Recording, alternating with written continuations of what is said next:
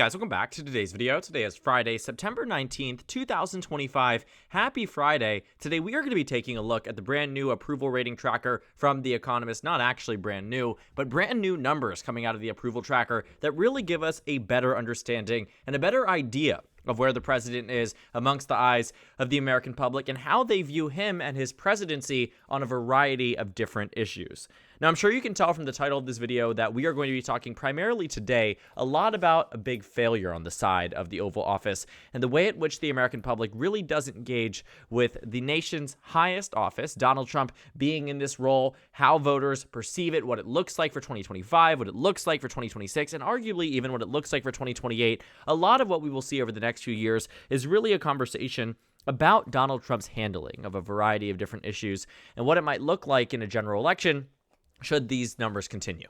Now, again, what we have known for the past 6 months, ever since about maybe March, it was when Donald Trump's approval rating started to see a drop-off. But for the past 6 months, we've seen a very consistent decline in the way in which the American public views the president and his administration. Now we are finding that his approval rating, according to The Economist, is down 17 points, and 3 points in the last week alone, with just 39% of Americans approving of the job that Donald Trump is doing, which is even lower than where he was 8 years ago, according to the 2017 numbers that for a long time had actually found themselves far, lower than where they were today under Donald Trump's second term. Now we are starting to see it really differentiate itself.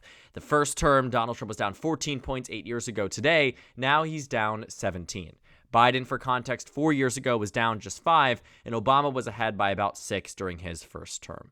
And so thinking about what issues really drove people away from Donald Trump from where they were before, we just have to compare the data points from the January polling average versus what it is today. We've known for a while, and actually this came to realization while we were talking about Donald Trump seeing a mass exodus in terms of support from Latino voters across the country. But as it comes down to an issue-by-issue basis, it isn't just Latino voters, it is just general voters from across the country. And so taking a look at the reasons why that might be, well, we have to look no further than some of the top issues to voters across this country and how they view Donald Trump handling them in January versus how they view it in September. On inflation and prices, Donald Trump's approval rating was positive on that in the beginning of his term. Jobs in the economy, a positive thing. Guns, positive. Immigration, more positive. Crime, more positive. But now, all negative. Guns down nearly 20 points. Crime and immigration down nearly 5, 6, 7 points. Inflation and prices down nearly negative 40 points across the country. Voters are angry with the president, and the issues that he championed in the 2024 election and ran and won on are some of the ones that he is now performing the worst in because the expectations were quite high for Donald Trump and his presidency. And thinking about what this actually does translate to, again, electorally, this whole channel is about elections. What we have come to understand is that Donald Trump's approval rating really is a dampening effect on Republicans across this country. Even when he's not in office, they have found that it is Donald Trump's brand that without Donald Trump being on the ballot is quite toxic to the type of voters that get out and vote in midterm elections, off-cycle elections that aren't being compelled to turn out because it's not a presidential election year. Removing Donald Trump's name from the ballot is where you find yourselves in trouble if you are a Republican in a swing district, in a swing state, in a swing city. These are the moments where it matters. And so thinking about, the Trump effect, we call it the Trump effect. It's that White House quote tweet that every, Democratic comm staffer loves to use. You think about what 2022 looked like, you think about what 2018 looked like, and that gives you a glimpse into what 2026 and 2025 might look like. But potentially even worse for Republicans. That's why there's this massive effort across the country to change the dynamics of the races, because they know that if they draw an additional 5 seats in Texas, a state that right now views Donald Trump very negatively and amongst voters in the last cycle disapproves of him by 2 points after electing him by 13 in the state, 14 in the state actually, you think about the margins there and the change in support, and you start to realize that Republicans knew that maybe some of those Trump plus 10, Trump plus 15 districts were suddenly going to be competitive. And Democrats might have been able to make inroads where historically they had not been able to. And that really what has been the driving factor for Republicans to draw new districts in Missouri. They knew that second district with Ann Wagner might be more competitive. What did they do? They got rid of it entirely. In Indiana, What are they set to do? They removed already all of the competitive districts. Now they want an additional Democratic one because they see Donald Trump's approval. They see this free fall that he's in, that on issues like immigration, he's in the negative. On issues like foreign policy, he's in the negative. On inflation, on crime, on the economy, on all of these issues, it is Donald Trump who finds himself uniquely and consistently unpopular in a multitude of ways. And thinking about what, again, we will see. If you were to take this map here, and this is, again, just based off of, approval rating in each state, I'm not going to sit here and tell you that it makes sense to draw electoral, implications directly just from this and to say that because Trump is disapproved of by all voters in South Dakota, it means Republicans won't win it. No, they will certainly win it, and J.D. Vance and Marco Rubio on a ticket will win it by 30 points in 2028. But in 2024, thinking about what those voters, again, that voted for the president, they approve of him by about 16. There is loss in support, but I think this is the better map here that we'll actually look at more in depth in another video. But if we were to see this electorally, what would it look like?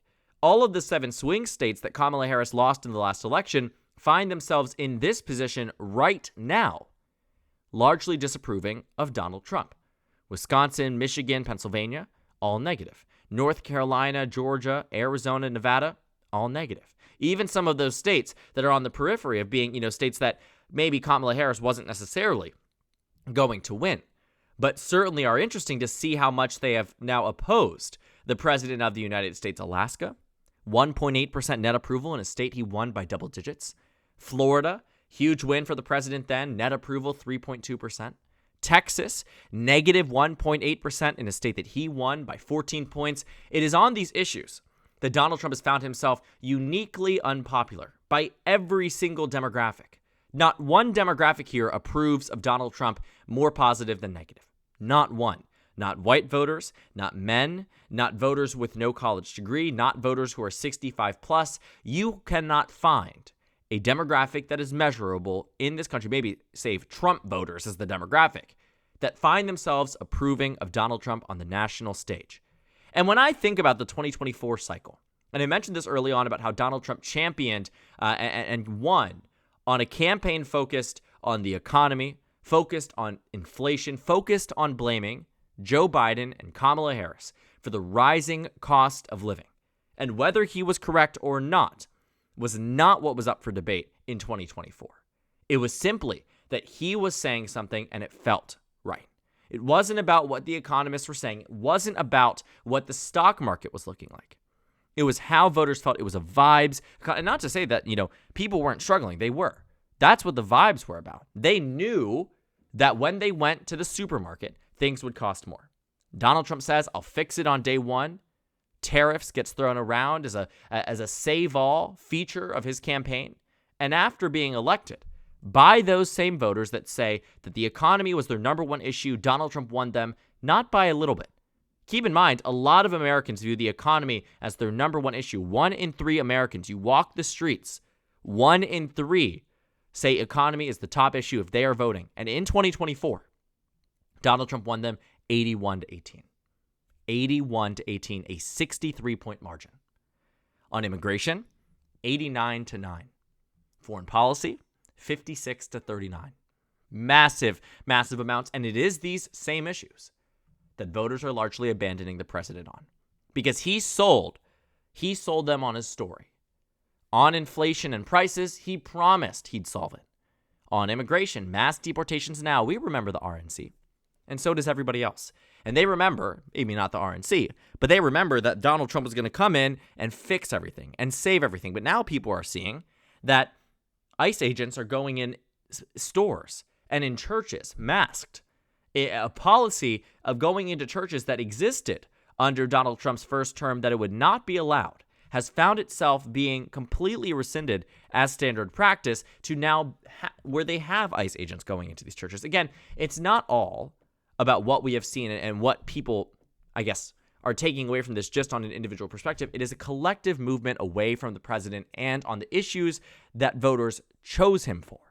The economy, jobs, immigration, crime, foreign policy, every single metric is negative.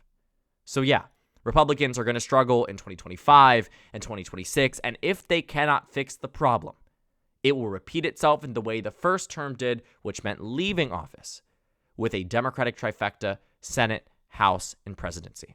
Because as much as this 2028 election, we don't talk about it much, certainly has a lot of room for improvement for Democrats and Republicans. Donald Trump might doom the GOP before that even begins, and thinking about what we can expect this November and next November, should these numbers maintain themselves, not so great for the Republican Party, and you'd much rather be a Democrat than a Republican in any type of toss-up situation. So thank you guys so much for watching this video. Make sure to comment down suggestions below. Subscribe on the left if you haven't already, and check out the Instagram and Twitter. At the top left of the screen, there's also a Discord server for you to go ahead and join. On the screen, there's a video for you to watch, and then a playlist for my 2025 election analysis videos. Again, thank you guys so much for watching, and I will see you all tomorrow.